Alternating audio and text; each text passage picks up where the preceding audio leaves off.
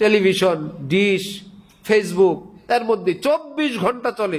ঘুমাসলে ঘুমায়, জাগলে আবার এটা দিয়েই ঘুমায়, এটা দিয়েই জাগে, এক চলছে। আর নন স্টপ দুই জিনিস, একটা হলো টেলিভিশন আর একটা হলো গ্যাসের চুলা, দুই আগুন একত্রে জ্বালায় দিছে।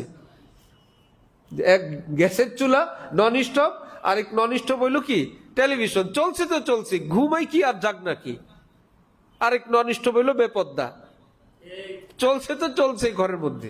তো এই আমরা আল্লাহ পাক রহমান বলে আমাদেরকে খাওয়ান, না হলে আমরা তো আযাবের উপযুক্ত।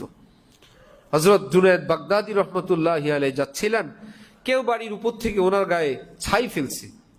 ওনার সঙ্গীরা খুব খেপছেন, হযরতের গায়ে ছাই।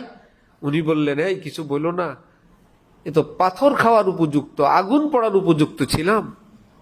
আগুন পড়ে নাই, পাথর পড়ে নাই, ছাই ফেলছে, এ তো জুনায়েদের উপর অনেক বড় ইহসান।